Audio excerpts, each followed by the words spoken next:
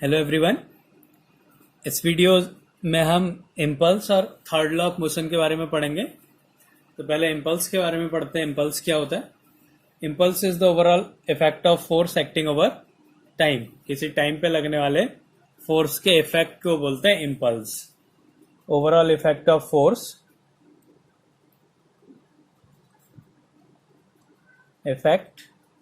Force acting over time.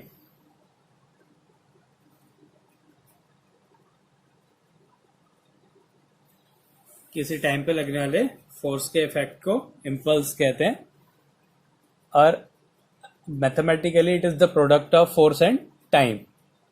Product of force and time. तो impulse को आई से represent करते हैं, कहीं कहीं पे जे से भी करते हैं। I equals to force into time. और जहां पे ये जो फोर्स होता है ये होता है इम्पल्सिव फोर्स। Impulsive force. तो इधर से अगर हम इम्पल्सिव फोर्स की वैल्यू निकालें तो आ जाएगा आई अपॉन टी। इसका मतलब जितना ज्यादा टाइम होगा उतना कम इम्पल्सिव फोर्स होगा, जितना कम टाइम होगा उतना ज्यादा इम्पल्सिव फोर्स होगा। Time increases, impulsive force decreases.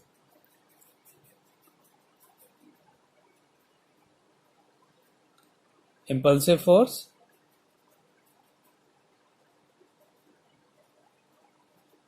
Decreases. अगर टाइम इंक्रीज होगा तो इम्पल्सिव फोर्स जो है वो डिक्रीज हो जाएगा। अब इसके कुछ एप्लीकेशंस होते हैं इम्पल्स के कि वी फॉल। पहला इसका है कि while catching a fast cricket ball a player lowers his hand. एक बॉल को कैच करने में जो क्रिकेटर होता है वो अपने हाथ को पीछे करता है। क्यों करता है? क्योंकि जब वो अपने हाथ को पीछे करेगा तो बॉल को ज्यादा टाइम लगेगा, तो उसका फोर्स जो है वो कम हो जाएगा। ऐसी जो गाड़ी होती है उनमें स्प्रिंग सिस्टम होता है उसके शॉक को रोकने के लिए। तो वहां पे क्या होगा, स्प्रिंग में क्या होता है, टाइम ज्यादा हो जाता है जिसके कारण फोर्स कम हो जाता है। ऐसे ही कोई कूद रहा है तो अगर फर्श में कूद रहा है तो उसको ज्यादा लगेगी, और मिट्टी में अगर वो कूद रहा है तो उसको कम लगेगी। क्यों? क्योंकि मिट्टी के से क्या होता है, वो टाइम इंक्रीज हो जाता है। जब वो कूदता है तो वो टाइम इंक्रीज हो जाएगा जिसके कारण क्या होता है, इम्पल्सिव फोर्स डिक्रीज हो जाता है। तो ये इसकी एप्लीकेशंस है। इम्पल्स में हमने क्या करना है, फोर्स को अगर हमने कम करना है, इम्पल्सिव फोर्स को कम करना है तो टाइम को इंक्रीज करना पड़ेगा। तभी कैच करते टाइम हम अपने हाथों को पीछे लेके जाते ताकि वो जो फोर्स है उसका इफेक्ट कम हो जाए टाइम इंक्रीज होने के कारण। तो ये है हमारा इम्पल्स। अब इसके बाद हम पढ़ेंगे third law of motion. Third law of motion. अब थर्ड लॉ क्या होता है? थर्ड लॉ कहता है कि कोई भी अगर एक्शन हो रहा है तो उसके ऑपोजिट एक रिएक्शन होगा। हम किसी में भी अगर एक्शन कर रहे हैं तो वो हम पे रिएक्शन करेगी। तो to every action there is an equal and opposite reaction. To every action there is an equal and opposite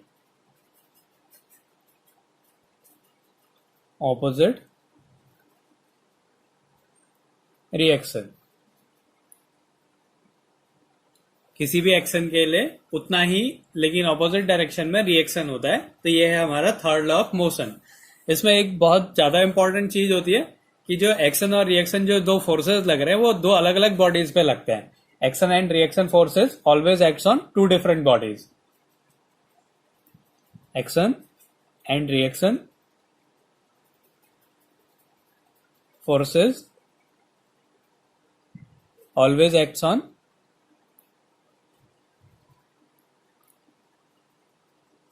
two different bodies।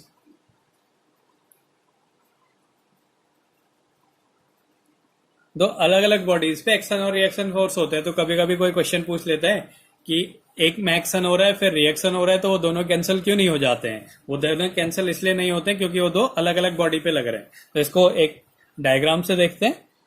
माना एक ये बॉडी है, इसके ऊपर एक दूसरी बॉडी रखी है।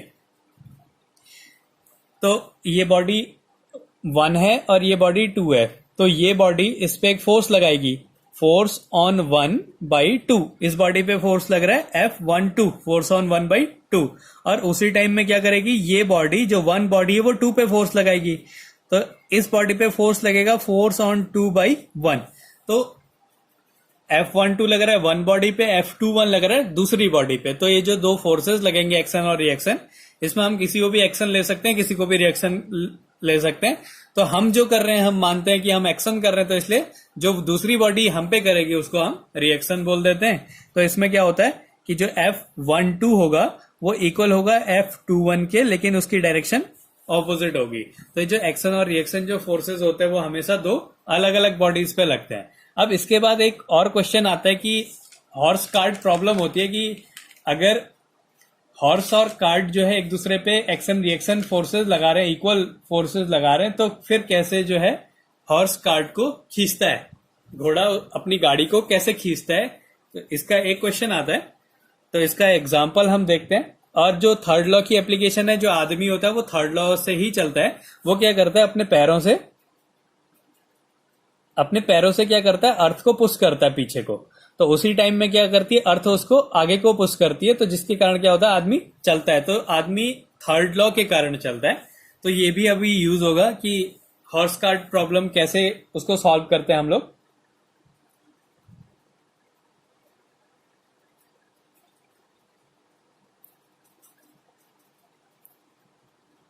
तो इसमें है कि अगर एक्शन और रिएक्शन दो इक्वल फोर्सेस होते हैं, तो जो है घोड़ा अपनी गाड़ी को कैसे खींचता है। तो अब हम यहाँ पे कंडीशन लेंगे। तो माना एक घोड़ा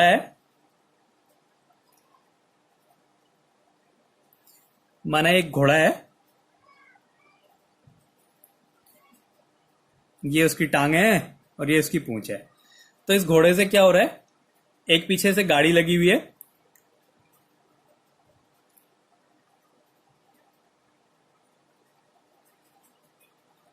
ये गाड़ी लगी हुई है।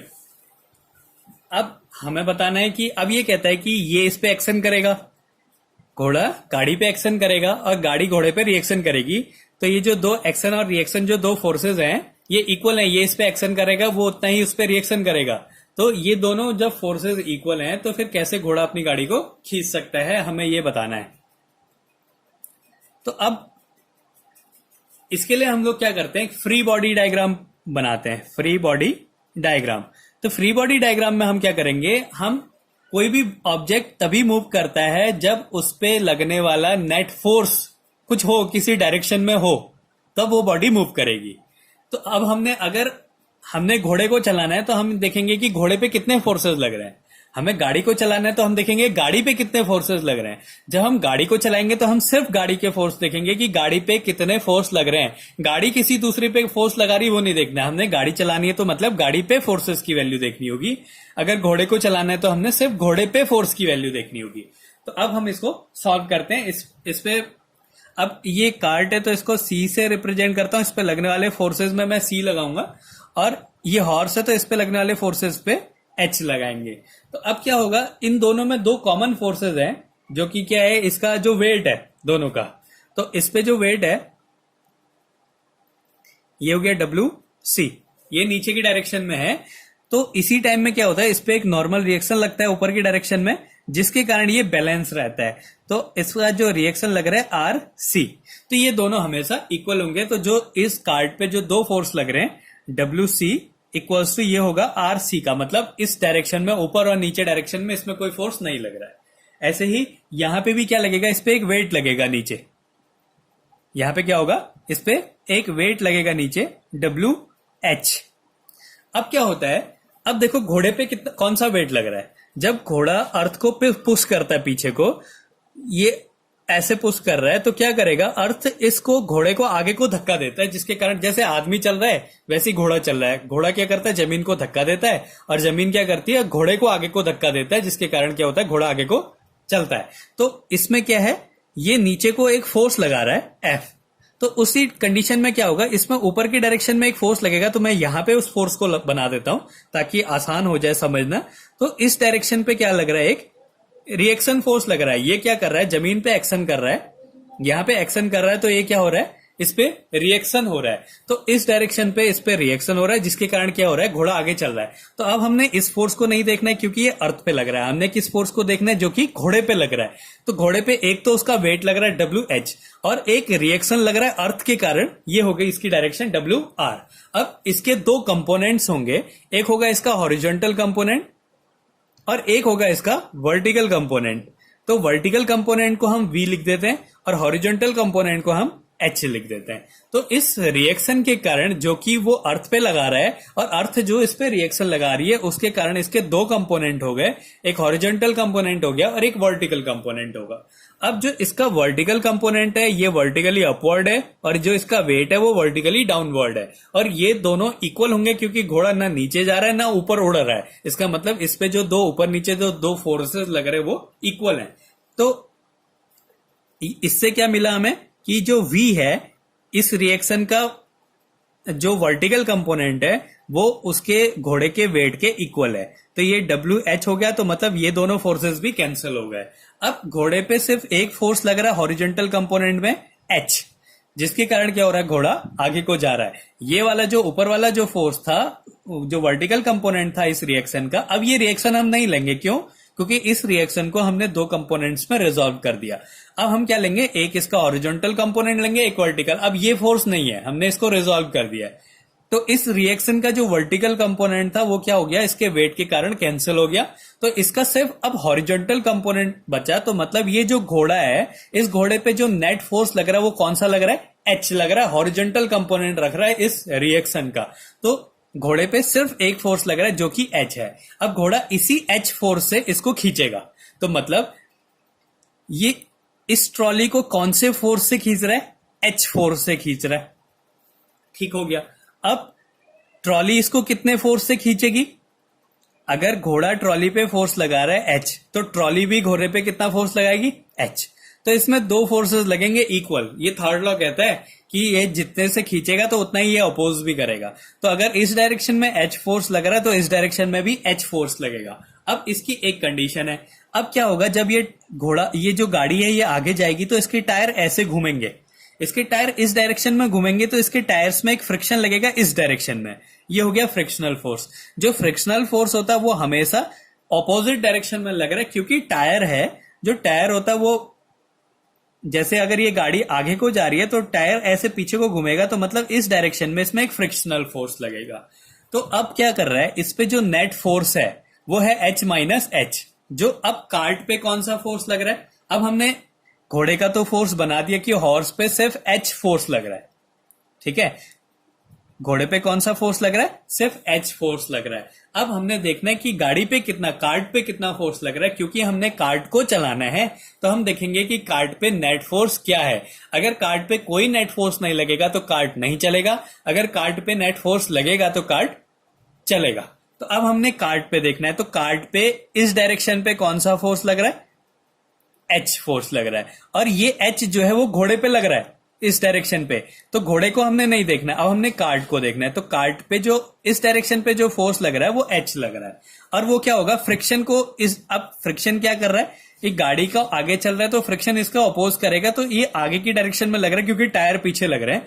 तो अब अगर ये जो हॉरिजॉन्टल कंपोनेंट है इसका अपोज करेगा, मतलब इस गाड़ी को आगे जाने के लिए अपोज करेगा उसका फ्रिक्शनल फोर्स। इस गाड़ी को आगे जाने के लिए कौन अपोज कर रहा है, इसका फ्रिक्शनल फोर्स। तो ये गाड़ी को टायर ना लेके मैं ले लेता हूं कि जो फ्रिक्शनल फोर्स है वो ऐसे लग रहा है पीछे, मतलब इसके ऑपोजिट है। तो अगर ये इस पे जो कार्ट पे जो नेट फोर्स लग रहा है वो H माइनस F है। अब अगर कंडीशन होती है कि फ्रिक्शनल फोर्स छोटा हो इस कार्ट पे लगने वाले फोर्स के, इस फोर्स पे क्या लग रहा है, H, इस पे कौन सा कार्ट पे फोर्स लग रहा है, H। अगर ये H जो फोर्स है ये इस फ्रिक्शनल फोर्स से बड़ा है तो गाड़ी चलेगी, अगर ये इसमें क्या होगा, गाड़ी चलेगी। और अगर फ्रिक्शनल फोर्स बड़ा है हॉरिजॉन्टल फोर्स से, मतलब ये जो कार्ट पे फोर्स लग रहा है या इक्वल है, तो गाड़ी नहीं चलेगी। तो इस पे क्या होता है, जो नेट फोर्स होता है वो बड़ा होता है, क्योंकि हमने गाड़ी को चलाना है। इसका मतलब जो हॉरिजॉन्टल जो ये H फोर्स लग रहा है ये बड़ा है। तो क्या होता है, इस केस में जो हॉरिजॉन्टल फोर्स लग रहा है इस कार्ट पे, इस डायरेक्शन पे जो फोर्स लग रहा है वो बड़ा है उसके फ्रिक्शनल फोर्स से। इसके कारण क्या होता है, हॉर्स जो है कार्ट को खींचता है। तो ये हॉर्स कार्ट प्रॉब्लम है। इसमें हमने क्या करने पड़ते हैं, फ्री बॉडी डायग्राम बनाने होते हैं। फ्री बॉडी डायग्राम का मतलब है उस बॉडी को फ्री कर दो, सिर्फ उसी पे लगने वाले फोर्स को देखो, बाकी कोई फोर्स नहीं देखना है। तो इसमें डायरेक्शन पे जो फोर्स लगा रहा था, एच लगा रहा था, इसकी ऑपोजिट डायरेक्शन में अब ये एच ऐसे लग रहा है, तो मतलब इस पे कौन सा फोर्स लग रहा है, एच लग रहा है। तो हमने सिर्फ ये इस डायरेक्शन पे लगने वाले एच फोर्स को लेना है, ऑपोजिट डायरेक्शन में लगने वाले एच फोर्स को नहीं लेना है, क्योंकि वो घोड़ा पे लग रहा है। हमने देखना है कि इस डायरेक्शन में, हॉर्स की डायरेक्शन में कौन सा फोर्स लग रहा है, वो है ये वाला एच। तो इस एच को लिया, और ये एच अगर फ्रिक्शनल फोर्स से बड़ा है तो जो है, जो हॉर्स है वो कार्ट को आगे खींचता है। तो इस तरीके से हम हॉर्स कार्ट प्रॉब्लम को सॉल्व करते हैं। तो इसमें दो चीज थी कि इम्पल्स क्या होता है। इम्पल्स होता है overall effect of force acting over time, किसी टाइम पे लगने वाले फोर्स के इफेक्ट को। इसको हम धक्का भी कह सकते हैं कि टाइम जितना छोटा होगा, इम्पल्सिव फोर्स उतना बड़ा होगा। तो किसी को ज्यादा हमने अगर फोर्स लगाना है, उसको ज्यादा धक्का देना है, तो हमने क्या करना पड़ेगा, कम टाइम के लिए उस पर फोर्स लगाना है, तो इम्पल्सिव फोर्स की वैल्यू ज्यादा हो जाती है। इसी के कारण हम क्या करते हैं, जब कैच करते हो तो हाथ को पीछे को करते हैं, जिससे टाइम इंक्रीज हो जाए और इम्पल्सिव फोर्स डिक्रीज हो जाए। अब थर्ड लॉ क्या कहता है, to every action there is an equal and opposite reaction. अगर एक बॉडी दूसरे पे एक्शन कर रही है तो दूसरी बॉडी उतना ही उस पर रिएक्शन भी करेगी।